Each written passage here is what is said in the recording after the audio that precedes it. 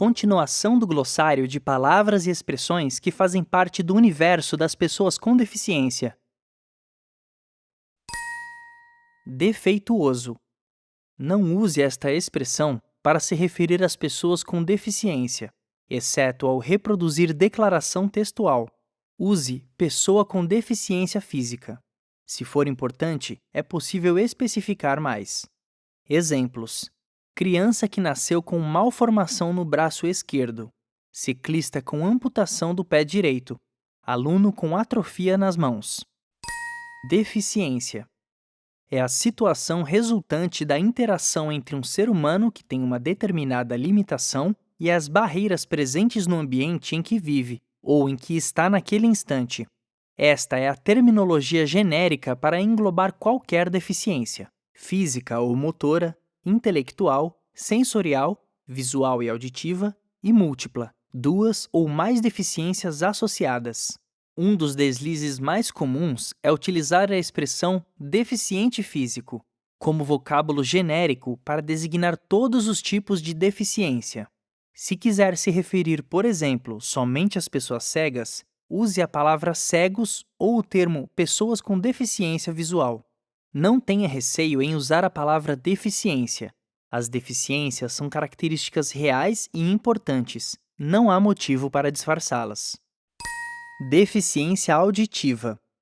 Geralmente, pessoas com perda parcial da audição referem-se a si mesmas como tendo uma deficiência auditiva. Já as que têm perda total da audição costumam preferir ser chamadas de surdas. Deficiência física. Não é uma expressão genérica para deficiência. Refere-se apenas a limitações relacionadas ao aspecto físico e motor, como ausência de membros, paralisias, entre outras. Deficiência intelectual. É compreendida como o funcionamento intelectual significativamente inferior à média, com limitações associadas a duas ou mais habilidades adaptativas em comunicação, cuidado pessoal, habilidades sociais, utilização de recursos da comunidade, saúde e segurança, habilidades acadêmicas, lazer e trabalho. Geralmente se manifesta até a primeira infância ou até os 18 anos de idade. Hoje, é inadequado classificar a deficiência intelectual em leve, moderada, severa e profunda, níveis criados pela OMS em 1968 e alterados em 1992.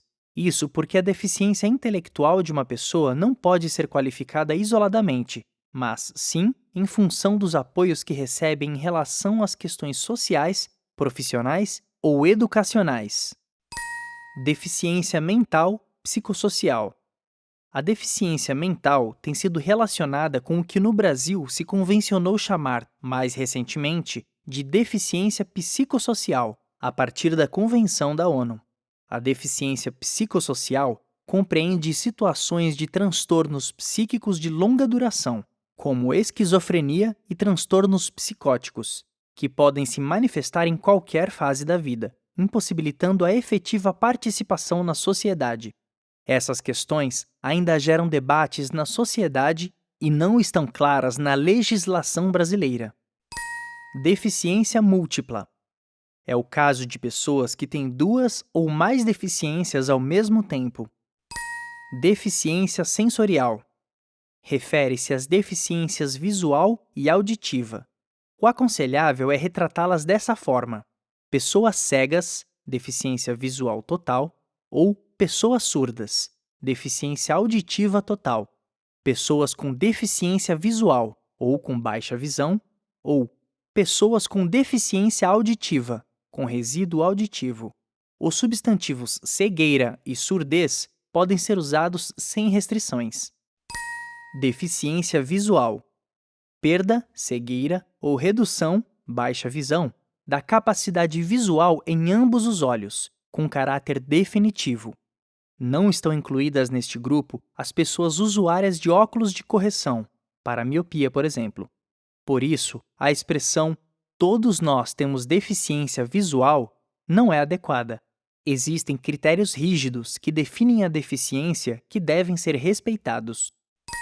Deficiente. Se referir como deficiente a alguém que possui uma deficiência pode ser considerado preconceituoso, porque parece que a pessoa está sendo resumida em sua limitação. O termo deficiente também não deve ser usado para designar outras limitações, como a gagueira ou o daltonismo.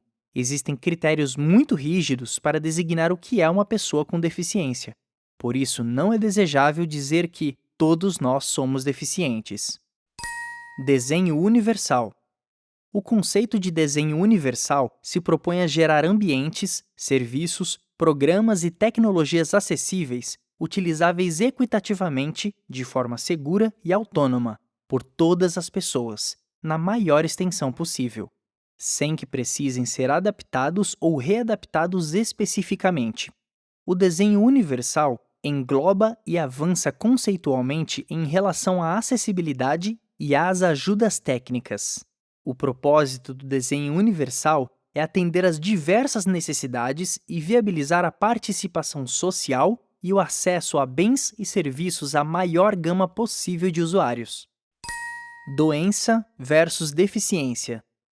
Doença é uma alteração biológica do estado de saúde, manifestada por um conjunto de sintomas.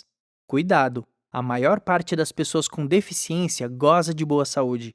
Muitas praticam esporte e cultivam hábitos de vida saudável. Um texto que confunde deficiência com doença reforça a ideia de que, para inserir uma pessoa com deficiência na sociedade, é necessário curá-la. A deficiência é uma condição, não uma doença que possa ser curada. É verdade que a deficiência pode ser, em alguns casos, consequência de uma doença anterior que a provoque como sequela. Mesmo assim, recomenda-se cuidado para diferenciar uma situação da outra.